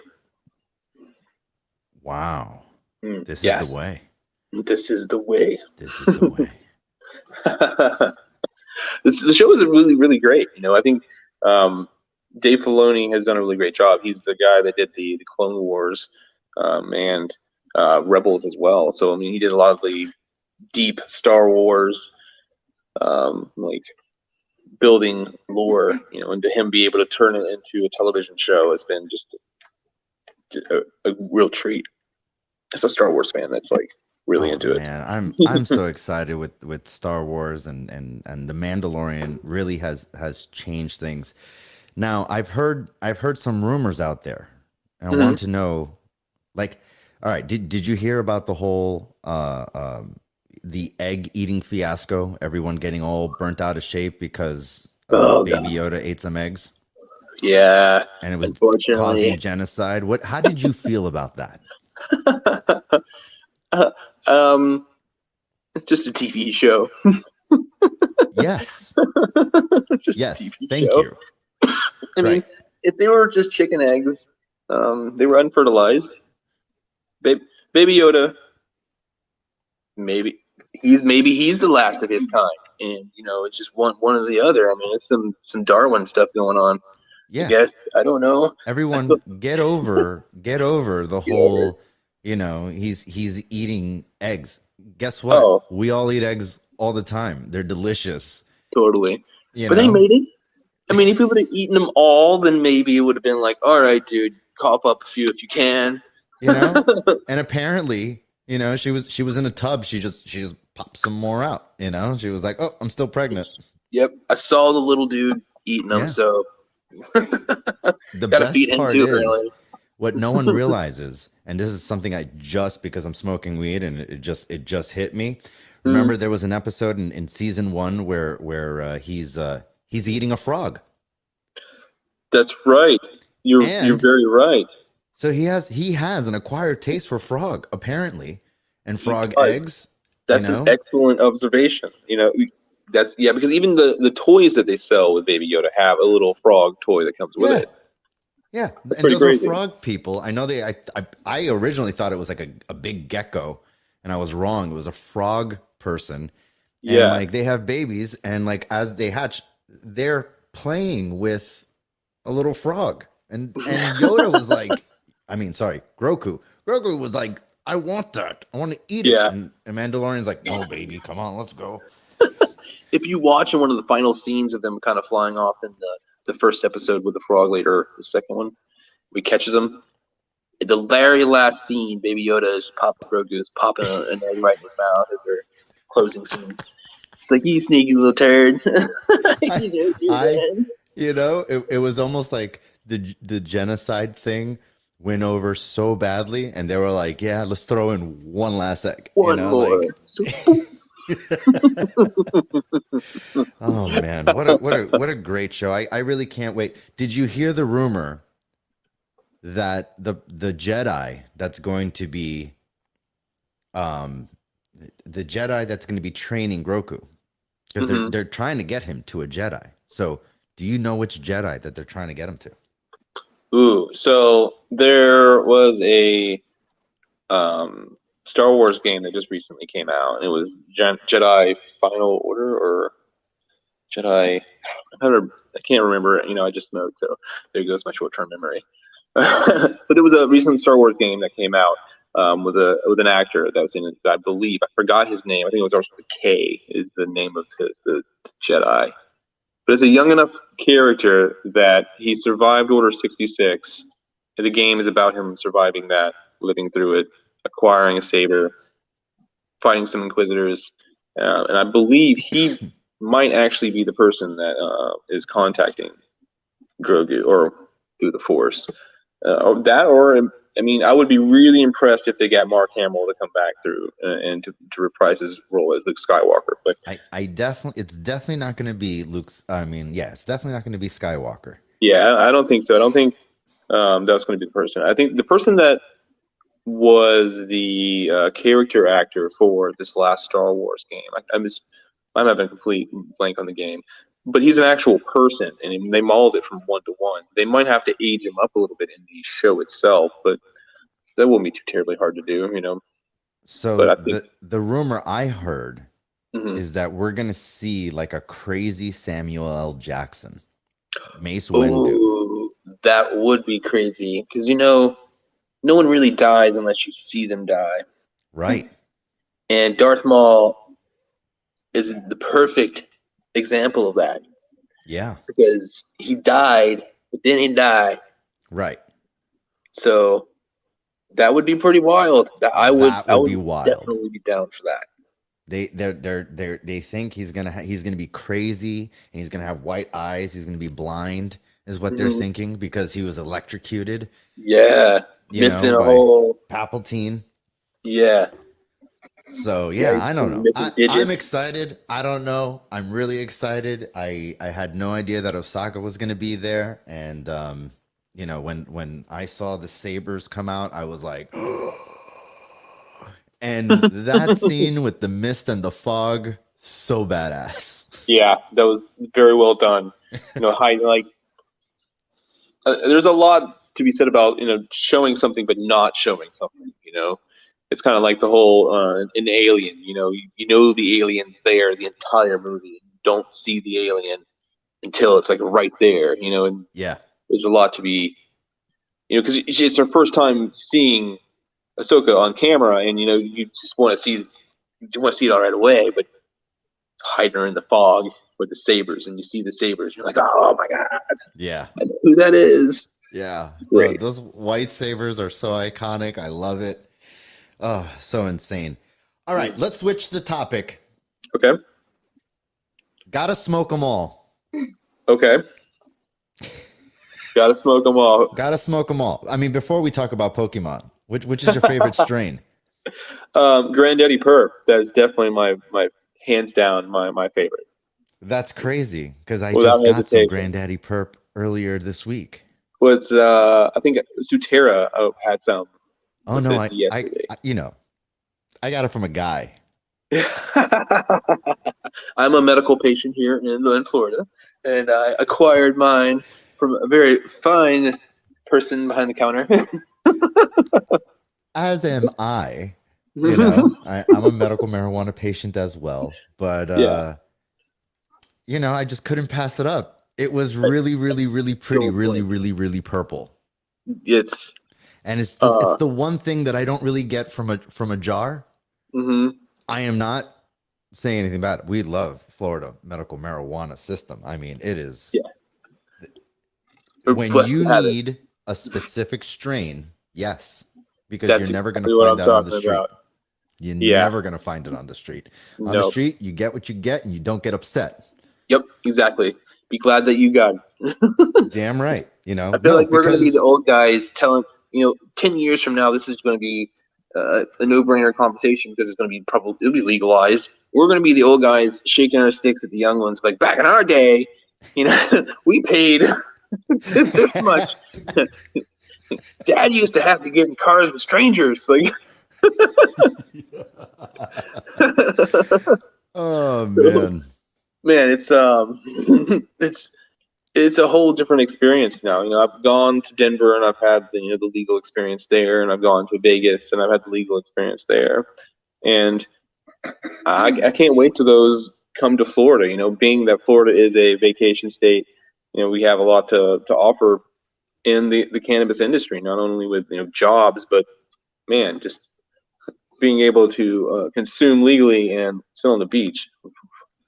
My favorite strain in the whole wide world is called Death Star. Death Star. Not because of the name. Which is a great name. It's an amazing name. Yeah. But because when I smoke it, the brain cells, it feels like there's a disturbance in the force. You know, there is, you can hear the sounds of a million people screaming.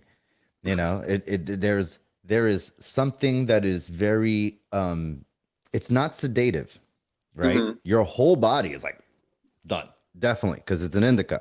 You're in the Yeah. couch, right? Mm-hmm. But your brain is so sativa. It's a body and mind high. It's the force, is what it is. That's an excellent, excellent explanation on that. Cindy knows all about Death Star. She knows all about it. I'm gonna have She's to do got a some guy. digging and finding like we were saying, specific strains. We got to, we have to find. Okay, when we So just said you gotta smoke them all, Death Star, put it on your list. Everyone put it on their list because maybe they'll start growing it and we'll start seeing it more often. mm-hmm, I've spotted it in Oregon. You go out to Oregon, mm-hmm. there's lots of Death Star out there. But you know, we need to get dispensaries to bring in Death Star somehow, because that My is the Gabe Osborne strain of the year. Death Star. I got it. I'm definitely going to remember that. Start doing some hunting in some dispensaries here in my area. Try to find that, or just request it. Maybe you'll Let's the right request it. person will hit it. Yeah. The Let's start a phase. Everyone start requesting Death Star. yeah. That's what we're gonna do. That's it. Yeah. You whenever you go in there, that doesn't hurt. That's why whenever I went in there, I was asking for Granddaddy Perp. Because I had experienced it in Denver and had such a beautiful high from it. Um, it was just it was amazing. I had to search it out again, and I think that's why a lot of people started carrying it, because there's not only Bucetera, but there's another place here in Jacksonville. I forgot which other dispensary carries it, but one of the strains that I love, which is a sativa, is strawberry cough. Mm, Absolutely amazing. It's one of those. delicious.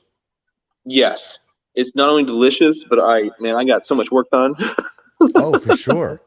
It was great. It was something you can still be productive and still have the um, tone down of what I treat for is a lot of times is anxiety and I being gotta able to say, still the work and not be overwhelmed. yeah, no, strawberry cough is one of those strains that you want to clean your bong. You don't want a single resin on Hmm. that bong. You want that entire thing spotless, medical Yes. grade spotless. And then you want to fill it up with ice and you want to smoke it. You can actually taste the strawberries. Oh, it's absolutely delicious.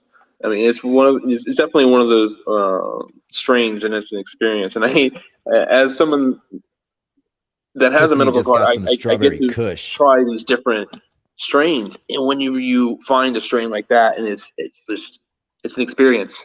Yeah. Yeah. And you have to give it that experience with cleaning your pieces, which you should do on a regular basis anyways. But we're all guilty of being a little Hold lazy. on. Ben. Ben just says he has a jar of Death Star from his last run. Dude, put it in my inbox. Okay? Let's talk. That is the only strain that makes me happy. All the other strains, they're good. Yes. They're most of them for me are recreational. The Death Star is so medicinal for me. I'm not saying that's for everyone. For me personally, I had it a while ago. It was incredible. I used to DJ many hours, be on my feet, and I get this really bad pain that runs down my leg and into my ankle. And I really can't walk sometimes right after, standing for 6 or 7 hours, Mhm. DJing and packing up and loading up the van and everything. And there was something about that strain. I would smoke it. All the pain was gone. And then I would write business plans. I'd be like just write out things. Next morning, read it, and it made sense. I was like, there's no way my brain thinks that fast. Death Star. I need Death it. Star. Well, let's all start requesting and hope we'll start getting some of that in. Ben, write to us, please. And yeah,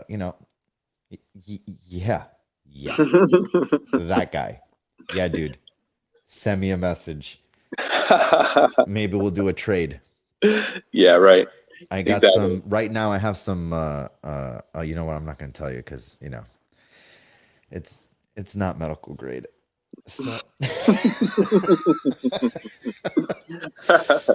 I went.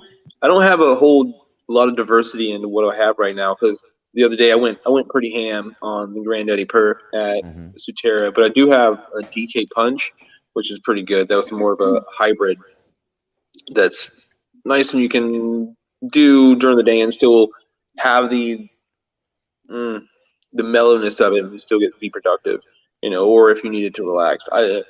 There's several strains that you can get that'll just put you down and put you to sleep, and which is great. And that's another thing that you need, But I'm more of a hybrid sativa. I Yeah, can't.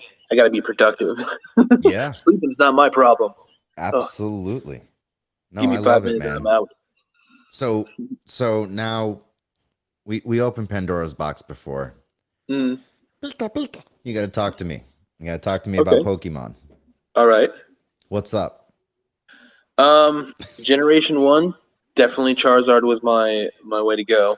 Right? Charmander from the get go, all the way to Charizard. But as an adult, I mean, Pikachu's pretty cute. I mean, I get it. I actually have Pikachu tattooed right there. You're badass. Out of all the Pokemon, that's the only one that I have tattooed on me. I didn't go with the Charmander or Charizard. Which I probably, being that was my favorite as a kid, I probably should have. But that Pikachu was so great. I mean, Pika. Pika, pika. And then freak out, and then everything would get, electrocute and I even explode. accepted him as Ryan Reynolds. Like I mean, when I remember watching the commercial for that movie and hearing his voice, and I'd be like, really? Ryan Reynolds? yeah. Out of all the people, I mean, but that could have been cheap. Like, out of all the people, the voice, and it seems like an odd choice, but it worked, and it It was still. worked. It definitely worked. It's just that you don't go to Deadpool to Pokemon. Yeah, but it's crazy how many parents still let their kids watch Deadpool. It is a very rated R movie, and you see it all the time. I mean, Yeah, but see, he did the Green Lantern. It was a screw up. And then he did Deadpool. And that was, that totally was a redeemed thumbs up. himself. It was Yes. a two thumbs up. I mean, Oh everyone yes. loves Deadpool. And then he does Pokemon. And no, and I am a Pokemon fan. Yeah. I'm not shitting on Pokemon here. Mm. You kidding me? I spent hours on Game Boy Color just doo-doo-doo-doo-doo-doo, just going through all the levels and talking to Professor Oak and getting as many, what is it, those stones to like level Oh. up your Pokemon, Oh like yeah. Different you power know stones to level up whichever Pokemon you had. and I Yeah. caught a Mew. Okay, I caught a Mew. I got that far in the game. Nice. Yeah. I had the red copy. My brother had the blue copy. And we had the little transfer cable. Kids don't understand that anymore either. You had to stand Yeah, right next to your little brother and trade video games. You couldn't just yeah. We couldn't just do it through Bluetooth. no. There What's was no the rules? airdropping. No, none of that. You actually had to get a cable and Ah, plug it in from one Game Boy to the other. and it says it's 6 foot. It's not 6 foot. It's It is totally not. like 3 feet right next to each other. 3 feet right next to each other. Just we're about to get intimate and trade Pokemon. Yes. It was good. It was good times. It was good times to be alive Oh, in the 90s. yes.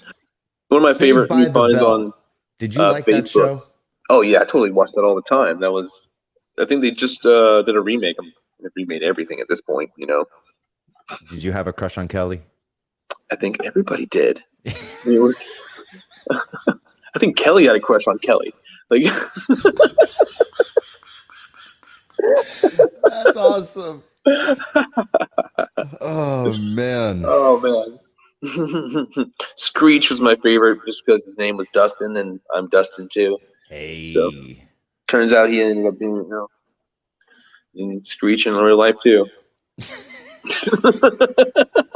I was watching some movie recently, and there was a bunch of characters in it, and he was one of the characters in there, Oh, like that's crazy. playing cards or something, and he was talking, and oh, I remember the movie now. It was oh, can't remember now. Of course, you're on the spot. You'll You know remember what it. it Like, is? David Spade is in it. It's oh, actually his movie. is it a newer one? No, it's older. Mm. But like, old enough that Screech is in it. Then you realize, oh wow, there's Screech. Like, Right, while he was still some kind of relevant. what I happened to actually like love any of them? movies I think they all where pretty much disappeared except for Mario's. It just hasn't aged at all. Like the dude with the black hair. That was the jockish kind of guy. yeah, no, he's Mario funny. Lopez. All he does is Yeah. cameos now. Once in a while he pops up and people are like, "Oh my god, it's fucking Screech." Yeah, Mario Lopez hasn't aged at all. Dude still looks like No, he's that 25 guy years looks old. the same. He can do the Yeah, same episodes today, and it's like maybe he's slightly more muscular. That's about it. yeah, yeah. Yeah. I don't know what he's doing, but good for him. So you have an event coming up, I heard. I do. I mean, I got a couple different things. We being that it's the holiday season, we put on some pretty big sales here in Jacksonville at my game store, Video Game Rescue. We do a lot of like buy two get one free. We give away tons of gift certificates whenever you spend. It's $100. You get a free gift certificates to come back. Um, but as far as like gatherings and stuff like that, we cut back a lot of that. We used to have a game room where we would host tournaments and whatnot. But since the whole COVID thing, we tried to limit the amount of people coming through the arcade and open it up to being able to clean. So a lot of our events, unfortunately, are a lot like the sale events. So we still can get people to come see us, and give them a reason to come see us instead of just like other events that we normally run. But we have pretty much all. I'll go ahead and say it. We're not really putting it out there on social media, but we have a secret sale that we're going to be doing every Sunday up until Christmas. So it's every Sunday from 10 a.m. to noon, and we're going to be doing 20% off all used games, 10% off all new games, and $5 store credit for every $100 you spend. So that'll be only for like a word of mouth kind of thing. So if you're here in the Jacksonville area, come see me. We have that secret sale on 10 a.m. to 12 p.m. You can also watch on Facebook where I'll be live streaming. I won't say that you can come into the store, but I'll be live streaming, walking around, selling video games. Hey, that's dope. Yeah, I like that. Home shopping network for nerds. Yay! Yeah, man. I'll be there. I want to check that out. That's pretty cool. I'm gonna Sunday bother morning. you, Dustin. I'm gonna be like, hey, I'm gonna buy something. I'd appreciate it. Holla at me. I got tons of nerdy stuff. There you go. I'm gonna pick up some. You got any Mandalorian armor? Some Beskar? I wish. I got some Baby Yoda toys. Okay, that works. I think I do have some pop figures of Baby Yoda, and I think we've got some enamel pins and a couple other things like that. So we started touching a little bit on your cannabis use. Mm-hmm. Let's talk more about that. What do you use cannabis for? Well, I have a general anxiety disorder that I generally use it for is to kind of help me deal with some of the anxiety that I have and be able to mellow me out and still be able to operate from day to day. I also have IBS, which is called irritable bowel syndrome. So there'll be times where my stomach is cramping, like it feels like my stomach is just basically coming out. And with RSO, which is Rick Sampson oil, it's been a game changer for me. I'll be able to take a little bit of that, and it helps the cramps go away. It's been a total game changer in tinctures, and that any form helps the knots kind of stop going on. And I've been more thankful for that than to help with the anxiety, because like the anxiety it's easily, there's other coping mechanisms and stuff that I can work on with that. But with the IBS, I can't unfortunately, do anything about that. If I could take some RSO or some tincture like that, it's been able to me not be stuck at home. Like there's be times where it would be so bad where I couldn't even go anywhere.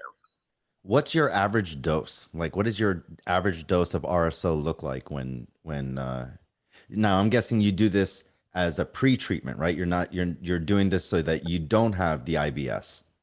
Yeah. So if I take a little bit, whenever there's certain foods that I know will probably help, that will flare it. Like I avoid dairy, but there's a lot of acidic foods that don't help it at all. And certain other foods that I'll take. If I know I'm going to be taking it, I'll put a little RSO on whatever I'm eating, and I'll kind of go with the food.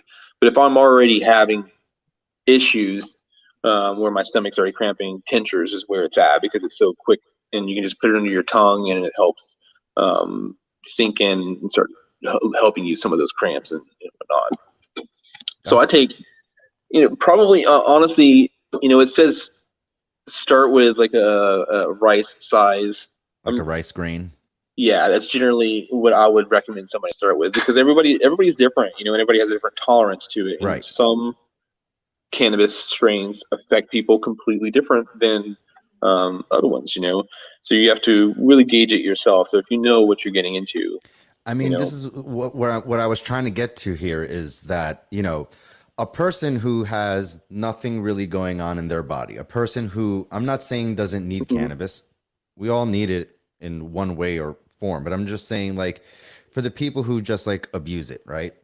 Yeah. When you take something like RSO and you don't need it, okay? RSO is not something you take recreationally. RSO is something that you take medicinally. And someone, whether it's cancer or IBS, they don't have the same high as a person who has nothing going on in their body. No, there's no high to it for me at all. Exactly. Like it's for me, it's more of the because I can not only is the IBS the physical aspect of it a pain. It's helping. 90% of it is that, and then the 10% of it is my brain being able to relax. There's no there's no real high to that. It's more of the medical portion of it, which it's hard to explain to somebody that's never really experienced that medical portion. It's only done it for recreational, Right. But until you try it, and then and it's like, wow, it's a game changer. Somebody that's never experienced maybe CBD, for instance, whenever they have stiff joints or something, or like, man, whenever I was in Denver, the last day I was there, I was walking out the front door and twisted my ankle on a 2-inch ledge, and my ankle was the size of a softball. I went to the dispensary and got a CBD Tiger Balm ointment, and that was the only way I was able to walk the rest of the time, because my ankle was so nasty. I was hobbling around, but I couldn't. It helped the swelling go down and alleviate some of the whole achiness of the whole twisted ankle that was pretty gnarly. And that was a topical, right? That was a balm or something? Yeah, it was like it looked and felt just like Tiger Balm, like the warming sensation that you get from it. So it alleviates some of the stiffness that you have. Yeah, some of them have like eucalyptus oil and stuff like that in it, something to the eucalyptus oil is actually used, believe it or not, to bring the blood up to the skin. So it really? It draws it up to the skin, it like picks up the CBD, and then it goes right back, and it just goes back to the veins and stuff. So it's why, like, when you pinch yourself, you get red. It's the same kind of thing. You're putting eucalyptus oil in order to draw the blood up to the skin so it could absorb the CBD and take off. Science, bitch. Science. I'm glad somebody's out there figuring it out. It's really funny, because I met a guy once. He was a Santa Claus, and he went into a store that I used to be a part of this store in Lake Worth, and they had this this balm that we used to sell, and this guy came in, and you can't give anyone tinctures to test out and try. It's not sanitary, especially now with COVID, but even before COVID, it's against rules, and you're not supposed to do stuff like that. So no one's allowed to taste it, right? And well, not only that, it was still considered a drug, in a way. But we had these topicals, And the best way to get anyone involved with CBD, just to try it out, is to start with a topical, because people won't put things in their mouth, but they'll put things on their skin. It could be acid, but they'll put it on their skin because as long as it doesn't go in their mouth, it's fine. They don't want to taste it. They want to put it on. They want to feel it. But anyway, this guy comes in and he goes like this. He has his thumb, and he takes his thumb and he rubs it on. And I swear to God, out of nowhere, he goes like this. And he's like, and I'm looking at him and I'm cracking up. I'm going, this guy is high as shit. This guy is so high. He's looking at his thumb like, do you believe this? Do you see what my thumb is doing? And I look at him and I start laughing. I'm like, and he looks at me, he goes, you don't understand. I haven't been able to move my thumb in about 15 years. Whoa. That is, he just had arthritis or something so bad that it just, he couldn't even bend it. And now he had full motion of his thumb. And he bought 3 bottles right off the bat because he was just like, that stuff's amazing. I can move my thumb. His wife goes, that's in your head. That stuff doesn't work. And he goes, this is in my head? He's like, you know, you've been dealing with this for 10 years. Yeah. He's like, I can't move my thumb. I mean, it is the craziest thing how CBD changed someone's life on their thumb. It was just their thumb. They didn't care about the rest of their body. And that was just topical on one spot. Wait until you start experimenting with other things. You know, I think that's really, that's exciting for a lot of different people because they've not experienced cannabis in the ways that it truly can help them. You know, they've only thought about cannabis as being a joint, you know, and there's so much more to it than just smoking weed, you know, there's different, in my opinion, and what I've experienced with having the availability of more than just smoking cannabis is that there's different highs and there's different effects and different things you get from a lot of these different things. Like for instance, if you're into, you know, just being able to having to relax, you know, maybe smoking pot is your thing. But if you have arthritis, you know, topicals are the way to go. Or if you have like stomach issues like me, or like you can't eat, you know, maybe tinctures are the way to go. You know, and there's edibles as well, but that's a completely different high in itself. You know, just from being, you know, having smoking and being high, and then consuming it and being high, you're going to get something completely different. You know, I think there's certain things that you're going to miss in different things. Like for instance, the big thing now is a lot of people do dabs. You know, it's basically concentrated THC that people are smoking, which for me, well, it doesn't help me as it would help somebody else that needs just to have the indica experience where they just need to just chill and just hit the chair. You know, I need cannabis to help me eat as well. I get no munchies at all from concentrates. That may just be me, but that's one of the things that I've experienced. And if that is one of the defining things that you see from concentrates and smoking cannabis, what else are we missing in different, you know, forms of cannabis and consumption? You know, if you're getting it just from, say, you know, a vape cartridge, maybe you're not treating yourself the way that, say, you could be if you were smoking it or consuming it with a concentrate, you know, or tincture. Yeah. I mean, speaking of, you know, because he just mentioned a bunch of ways of using cannabis. He's talking about smoking. He's talking about topicals. We're talking about CBD. We're talking about edibles. We're talking about tinctures. A lot of this stuff, if you guys do not understand it, stay tuned for tomorrow's 6th day of Canna Christmas, where we're going to have Dr. Sulak. He's going to be on with us here tomorrow, and he's going to be with Dr. Lonnie with the Ganja Beach Medical Center. And he's going to be talking with, if you don't know who Dr. Sulak is, you guys need to do some homework. I mean, that guy has cured all kinds of ailments with not just cannabis, all kinds of holistic medicines, but he is an actual doctor, and he teaches this stuff. Healer.com. That's who he is. So you guys need to be there tomorrow. Just he's a wealth of information. If you guys got questions, that is the place to go and ask Dr. Lonnie, Dr. Sulak on the Ganja Beach Medical Center. You want to see that. And if you're also curious about edibles, make sure to tune in. We got some past episodes with I don't know if you got to see it, Dustin, but we had not doctor, sorry. I'm sorry, Mama. What's the name? You know who I'm talking about. Chef Mary. Thank you. My Lord. Chef Mary CBD. Love that woman. Oh, I love that woman. And she cooks amazing. She brought it the other day. She brought it, the other day, and she cooked up a storm. She made all kinds of delicious stuff. And she's coming out with a cookbook with it's a whole Ganja new Beach cooking. frontier is cannabis and cooking.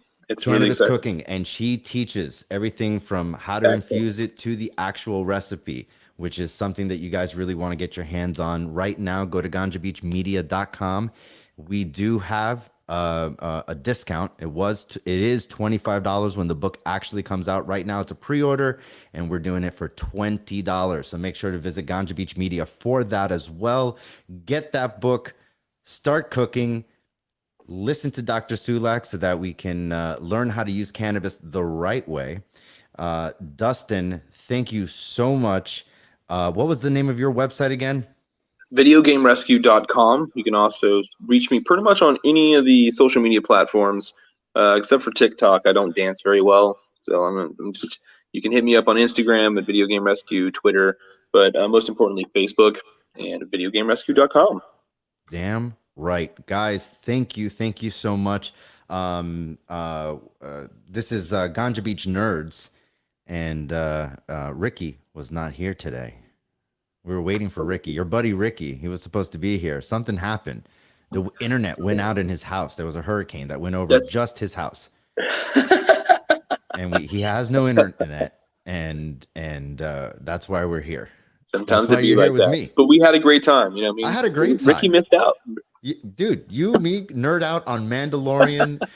You know, Mace Windu's coming back. He's crazy. He has no eyeballs. It's crazy. That would blow my mind.